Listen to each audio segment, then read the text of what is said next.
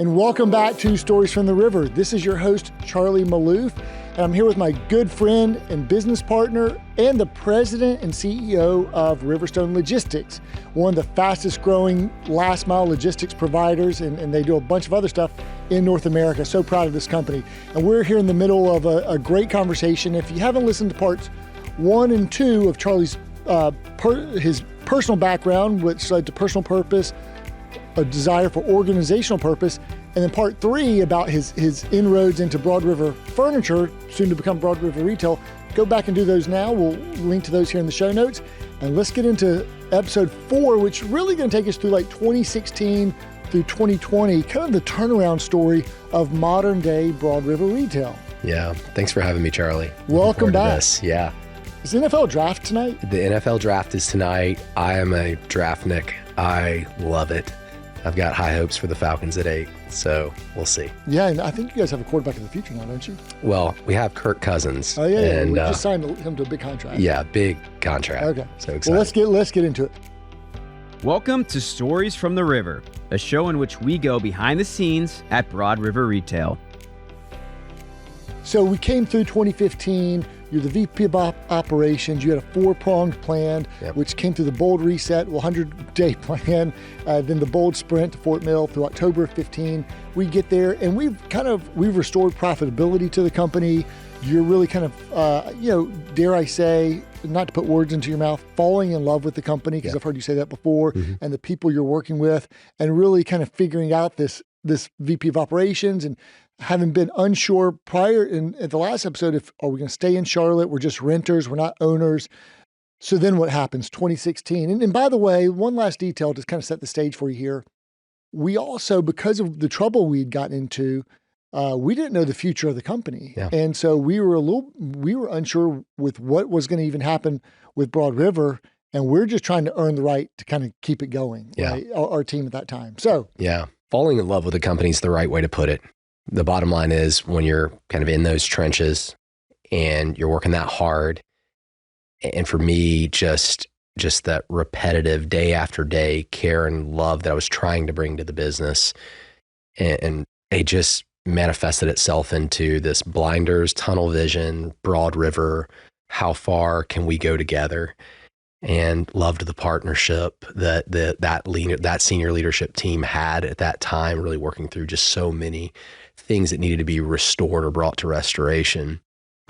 And so I'm in love. I'm ready to go the distance, and whatever that means.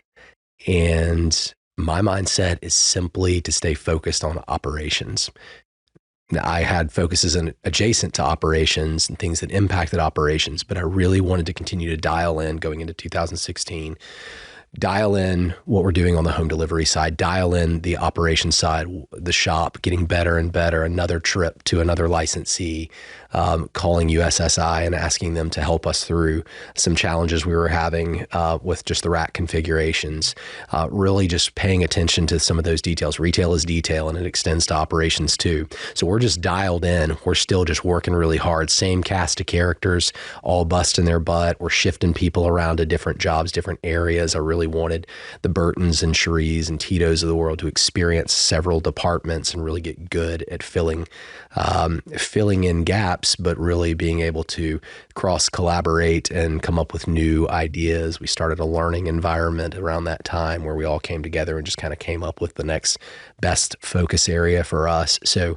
2016 for me was about staying just crystal clear on what my role was, which was to make sure that we delivered at the highest possible completion percentage, fewest broken promises, and to just keep getting a little bit better every day. Yeah, and we did that. And I remember at the end of 2015, our finance department was dealing with an asset-backed lending relationship. Yep. They could not create, we didn't have our budgeting rigor.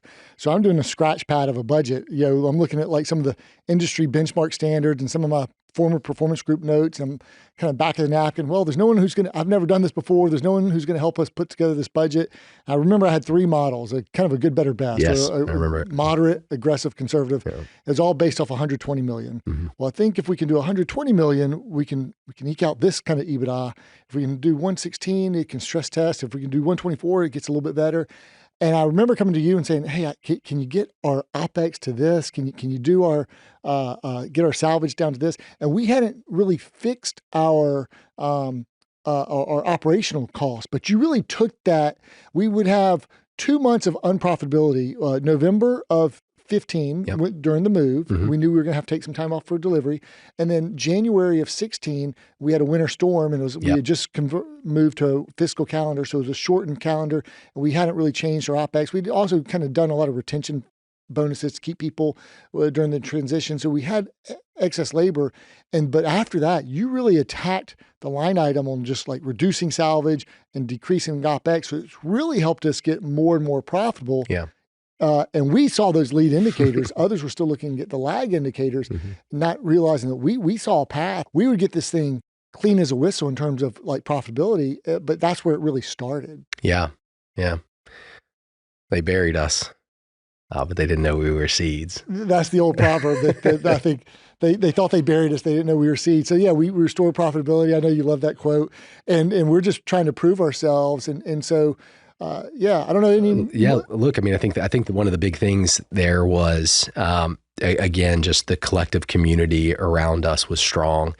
And the operating team, myself included, really started taking on lean mindset. We read a book together called Everything I Learned About Lean I Learned in First Grade. And we really, it's a small, short read. You could knock it out in 30 minutes, but it was packed and really focused on reducing muda, reducing waste. So really going into 2016, that was, to kind of take it a step further, that was what every day and every idea meant, is how can we pull waste out? How can we pull cost out?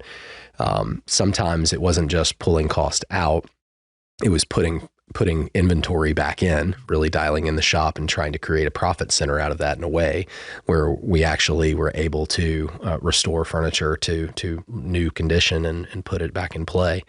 But we really did get good that year, and going into 2017 at constantly poking at new ideas and new ways to create waste and to take movements out of the system, take scans out of the system, reconfigure the warehouse. We had this saying that was, we put everything in tape. So we put it in tape so we can pull it back up and we can reconfigure. Yeah. We did that a lot. And so getting OpEx to where it needed to be. By the way, it was awesome that Bill Woodman came along. We had financial statements we could trust that meant something to us.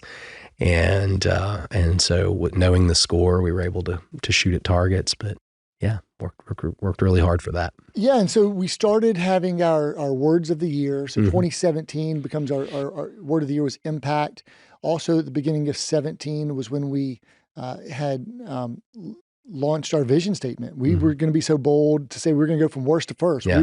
We want to aspire to be the premier Ashley home store operator, right? It was also in 2016 that we really talked to Jonathan about don't sell this to someone else. Yeah. And so he walked away from other potential transactions. And that's really when we brought on an investor, and then you and Manny became owners. And so I don't know what was in your mindset then, because you were, do I want to go in? Do I not want to go in? But you became an owner at around September, August of 2016. Yeah. Prior to then, you were not an owner. I was not an owner. You were still a renter. Then you became an owner. I was a renter, time to become an owner. Just to even have the opportunity that you and Jonathan thought enough of myself and Manny to invite us into that. And really just the generosity of it all. We knew we were going to be profitable. We knew we were going to make it. We knew we didn't need to sell. Jonathan clearly saw that as well. And to his credit, just, it really took my level of engagement to the next level. Certainly, I'm sure Manny's, not to put words in his mouth, but to be able to call this place ours and to have that stake was, it meant the world to me. I didn't have much to put in, but at the same time, whatever I could, it just meant so much to myself and Courtney, and just the pride we felt for the company and its people, and so it was awesome. And who knew that 21 months later, we would then lead a management buyout. Yeah. Through, and those sometimes conversations, because we didn't know, there was other interested suitors once we had turned it around, and we wanted to kind of protect it and steward it. Yes. And felt called to do so. And so in 2018, we led a management buyout, which was a monumental kind of, I think, day or event for us. It was June 5th of 2018. We then brought everyone in June 7th, 2018, announced it. We had the Top Golf event where we could just kind of exhale and breathe, and saw kind of, but prior to that, at the end of 17, you resurfaced the Riverstone idea, right? Yeah, it was actually probably mid 2017, and coming out of a situation where we, we had restored profitability. We had really started dialing it in. Clearly, we were going to make it. Clearly, we were not just going to make it. We were set up to flourish. And so it was the right time to bring it back up. And I didn't know how receptive Jonathan would be to it, and to his forever credit, he was. And I think you both and Manny as well knew how hungry I was for that at one point in my career. And it was that itch was starting to come back, getting back to my roots and paying somebody else to do something I knew well we could do ourselves. And here's what a lot of people don't realize when they talk about it. It was incubated. Like, we created it, but it really only serviced Broad River for like 3 years. Yeah. And at one point we might do more, but you're at this point, you're an owner at Broad River. Yep. We've got this Riverstone business, and there was different ways. But we all founded that together. And then when we did the management buyout in 2018, that was part of the transaction. We wanted 100% of Riverstone too, but it would have been more complex if it was already growing and off to the races. Right. But it was very young in establishing credit, establishing a baseline, establishing processes, management, but only servicing Broad River for 97, 98%. There's a few other little pickup things and things of that nature. But so then we did the management buyout, and we've taken 100% of Riverstone, and then we unveil our purpose statement, which had kind of been sealed in an envelope for about 11 months. Purpose 828. Yeah. So we said, well, hey, I brought you and Manny into the room and said, I know you guys have wanted me to tell you kind of what I scribbled on this paper, because we thought about it, but it was at the August of 17, I'd come up with these 4 words, but we had just launched our vision statement. I was like, and I don't know what's going to happen to the company long term. Yeah. So I only told my wife. Yeah. I did not tell you or Manny, because I didn't know. I didn't want to get anyone excited, because what if we get absorbed by someone else and we don't remain independent? Yeah. And I wanted to make sure that it stuck. Mm-hmm. So it was still with me like 10, 11 months later. And then I said, because you're like, well, what do you guys think? And do you recall that conversation? I do. And I mean, Furnishing Life's best memories for me, speaking only for me, was just, it struck an instant chord. And I think you had brought up Zach Brown Band and Family Table, and but it was right on. Like, it was just one of those things, instant connection to it. It's like, yes, that's it. And so Furnishing Life's best memories. And so then we had to go kind of present it to the leadership team, because we had debated a purpose statement a year prior and couldn't agree. So that's when we shelved that decision. But it happened at the right time, at the right moment, and it had marinated for a year. And then we said, okay, now that we have it, how are we going to unveil it? We said, well, we got to make it a big splash. So we recorded ourselves and all of our people, and unbeknownst to them what they were talking about, but they were talking about memories they've had at the store or with each other. And, all throughout this time, we're coming up with events to celebrate, leadership summits, semi-annual celebrations. Cut to Workman in the penguin costume. One of my all-time favorite memories from a semi-annual celebration. When you and Manny MC, that was the best, in the Fort Mill parking lot. You can take a parking lot and create something. We'd bring the True Crafted Pizza food truck. No one ever gave me the credit. I like that they wanted something else. They wanted something fancier, I don't know, or sandwiches or something, I don't know. I think we had people sumo wrestling in bubbles out in the parking lot. We had sumo wrestling events, and we had jousting. And we had the dunk tank and all kinds of events. We digress. But we brought in, for our leadership summit, to unveil the purpose statement, we brought in Inky Johnson and Joey Ryman, and had a great 2 or 3 day leadership summit. And then that would dovetail into our year of purpose and the Purpose Activation Committee throughout 2019. And then we would have our year of purpose, and then Purpose 828, which would be the following year, which was a day devoted to purpose. And that was August 28th, 2019. And so that then takes us really kind of, we're humming along. We'd taken on debt to do the management buyout, pushed all of our chips in. We're trying to kind of repay the debt, have a profitable business while still growing the business. Also, I think maybe at the leadership meeting or one of the summits, maybe in 2017, presented a vision for one day we're going to have this facility out in Four Oaks. And maybe and put a year like 5 or 6 years out. It's going to be January 2023. We're going to break ground. And then a year later, we're like, we got so many stores out east now. We got to pull that vision forward. It's the power of a vision, though. Absolutely. And letting great people go after it. And so we pulled that vision forward and said, hey, we got to start looking for land. And so in May of 19, we found the land, which would become where we put our second facility called The Rock in Four Oaks, right off I-95, and 32 acres right off the interstate. And we broke ground in May of 19 on a really hot day with Mayor Linwood and the team and the Keith Corporation. And so things are humming along. So we've got our second campus, which would open up in March of 2020. And we've got that under construction, taking on another big project like the Fort Mill project. Riverstone's now coming on year 3, but I mean, this is really trying for you because you've got a foot in either canoe, right? You got your Broad River hat where you're EVP of operations, and you've got your, and we'd shifted reporting. I think at that point you're reporting to Manny, who was, at the management transaction became the COO in 18. And so we changed, you were no longer reporting to me, you're reporting to Manny. And then also, but you're now also, I think at the same time, president of Riverstone, nestled, budding, incubated company. And then COVID happens, and we still got to hire 36 people in Four Oaks and open this facility, but we deferred the store. And then we said, we still got to open a call center, still got to open a store. We don't even know how can we even pay for the product we're going to move in? Somehow we did get the product in, which gave us a little bit of longer runway before, supply chain would dry up. So that was prophetic. For sure. That we got that. But then we have a warehouse full of inventory because we loaded it up in Fort Mill, and then we have a warehouse fire at the beginning of June. So, but before you get to the warehouse fire, is there anything else you want to fill in the blanks on the Broad River experience from 2016 to 2020, year of impact, the premier year following the vision statement, the year of purpose, 2019, our United year, 2020, this creation of Riverstone Logistics in November of 2017, which replaced XPO Last Mile. We're going to take it in-house, do it better as a separate company servicing Broad River, your continued growth, the management buyout in 2018, the different events and summits. Anything else you want to share from that experience?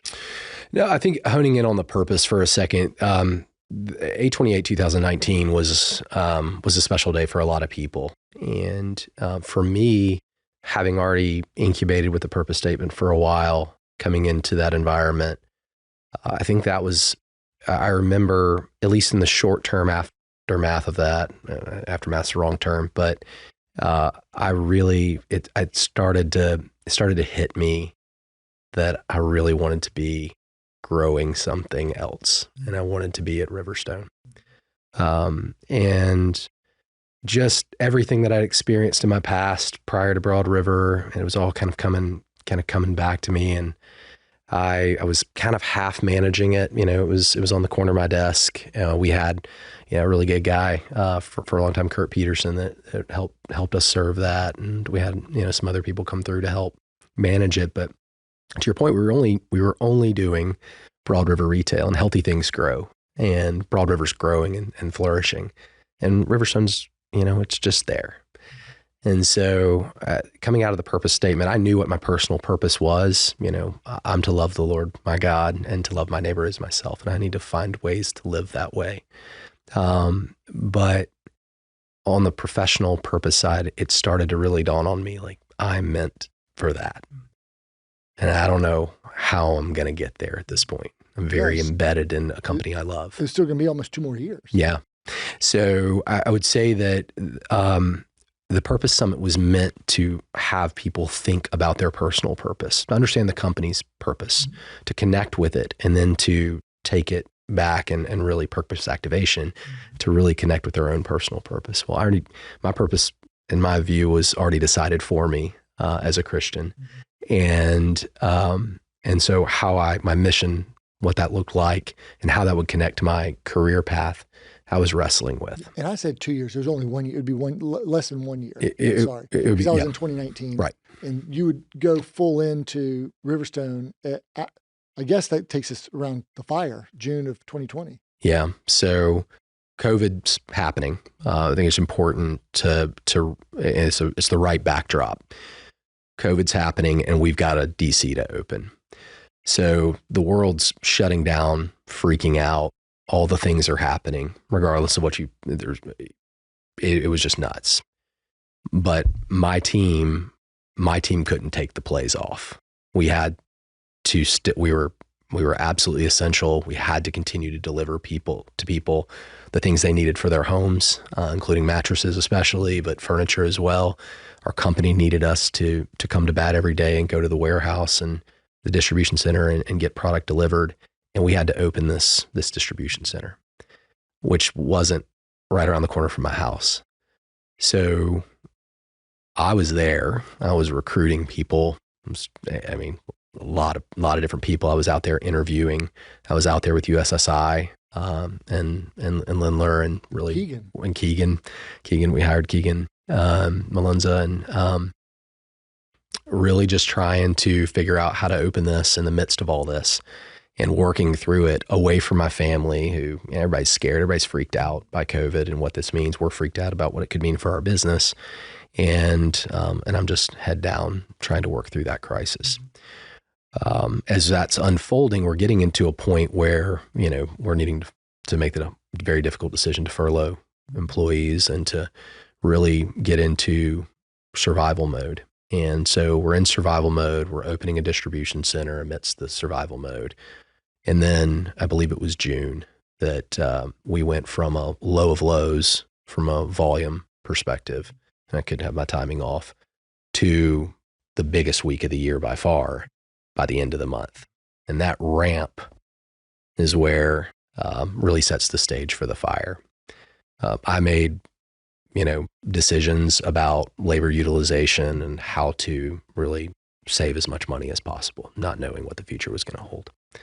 And made a decision that ultimately created backlogs and trash that was a very real problem that it ultimately became the impetus for what became the fire. I underlabored it.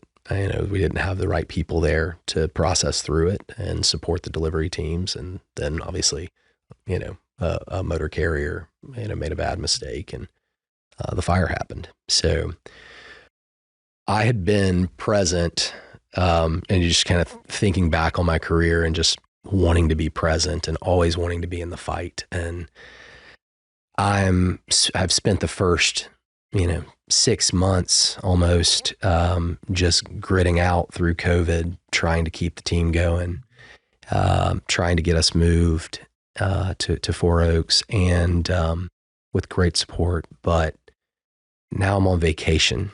I'm in Florida. Just promised my wife I was going to keep that. We're down in Florida and the fire happens. I get the call. It was just it was heart-wrenching. So not only because it happened and as we learned how it happened, it could be traced back to a decision I made. And the recognition that, I let a company down, a lot of families down, and put us in a bad position, and that I wasn't there for the company.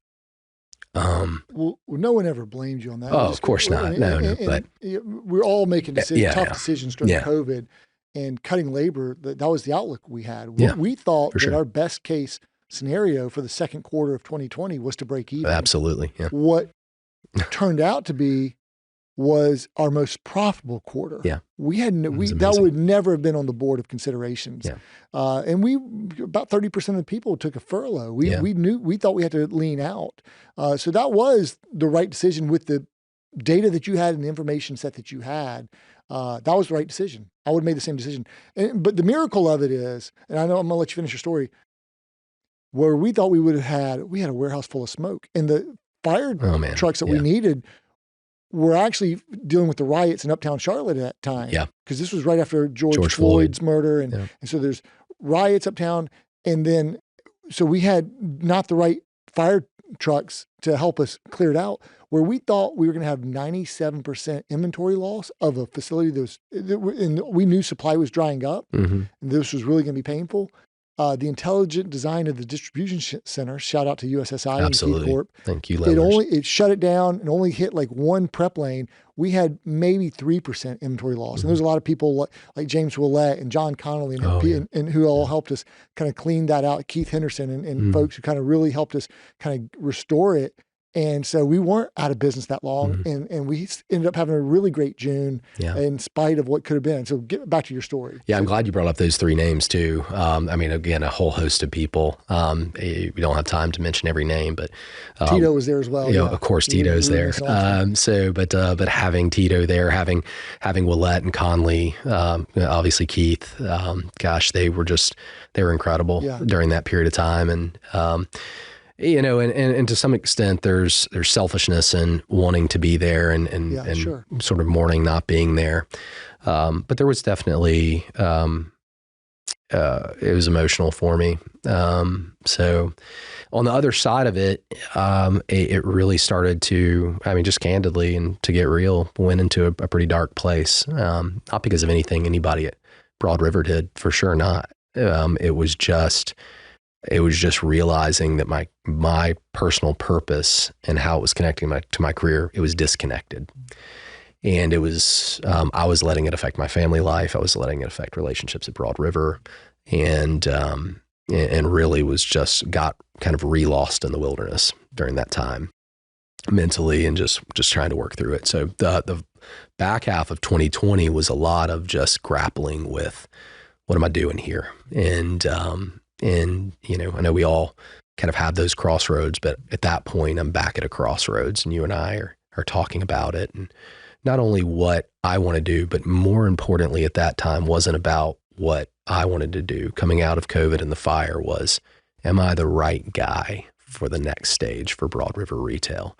Is me holding on to two camps becoming an act of selfishness as opposed to what it should be, which is keeping the company's best interest at heart and making sure that we're moving in the right direction. And so that then brings us to some conversations that were needed and important, and that really kind of set two companies, an operations unit and one company, and another company's future on its current path. Yeah, and you had to do this while you had ownership in both, right? And a little bit, obviously more in Riverstone than your ownership in Broad River, but you also, and you were wrestling through this. And 2020 was so hard for so many on mental health and mental issues and depression and isolation. So I don't think you were alone. But your struggles were certainly specific and alone to you and for your reasons. But a lot of people had struggles, myself included, in that back half and fighting different things. And but you were wrestling with, like, I think also the company that you loved and didn't want to let go of. Yeah. And what is the right place for me? I think at one point you even said, hey, I could go run the sales department. And but also, like, where are you? I also remembered the conversations we had along the way. One time you got vulnerable and shared, like, your dreams and your goals for your family. Yeah. And, I just deposited those and knew that, so I really wanted to, there's a sadness in separating and not being able to work together every day. Yeah. But also the bigger, more responsible thing is I wanted to help you figure out how to get to your dreams and where you wanted to go. And so that was going to be like, how to let this guy, who I feel so responsible for, making sure that you have success and the dreams that you want to fulfill. What's the best path to get him where he needs to go? And so I think it was clear, like, you needed to go take on Riverstone, and we were going to help you do that. And it was going to be mutually beneficial for all of us along the way. And there's not, like, it's a spirit of abundance. There's enough spoils to share for everyone. For sure. And so I guess that would be maybe a good stopping point. Yeah. Because I think the next episode we can really talk about the flourishing of Riverstone once you really got decked to it. So you did a phenomenal job at Broad River, where you were day to day helping us through the fire, maybe a 5+ year endeavor, which became so much more than what you maybe thought it was going to be. Right. Any final words on your experience with Broad River? Maybe it was 4 years, 5 years, but you were there for the most pivotal years to help us turn around, and you grew, we grew through it. Yeah. Anything else you want to say on this before we close out the Broad River chapter? Oh man. I think that I love the people. I love the partnership. For my own journey, the growth that happened over that 5 years, there's no way Riverstone exists like it does today without it, for so many reasons. But I learned a lot. I learned a lot about myself, about what I needed to change about, how I interacted with people and how I collaborated and how I managed, how I needed to have a growth mindset. And coming out of 2020, I left with as much love as I came into the ownership with. I mean, I just still in love with the company today. It's my favorite client and 1B favorite company ever. Well, and I, at some point in this conversation, I'll just go ahead and share it now. When the transaction happened on 2015, and I got to find it in my archives. I could have read it if I had brought it, but you wrote me one of the most special letters I've ever received about what the experience had meant to you up for that 2.5 year period. And I treasured those words. They meant a lot to me. They still do 6 years later here. So it's been a blessing. It's been a joy. And I'm so excited to talk about kind of how you've continued to grow and elevate through the Riverstone Logistics, in which I've also got a front row seat, got to be a part of and get blessed with as well. Because I mean, Riverstone does a phenomenal job in servicing Broad River Retail. So I love both companies. It's like different. You can't pick a favorite on your children. We were making stupid metaphors. I'm sorry for that. But thanks so much for joining us for part 4 of the Charlie Workmon conversation. Come back next time. We're going to get into part 5 with where we are today with Riverstone Logistics. Thanks so much, Charlie. Thanks, Charlie. Thanks for listening to Stories from the River. To check out more episodes, visit storiesfromtheriver.com. Join us again next week, and remember to like, rate, and subscribe to the podcast.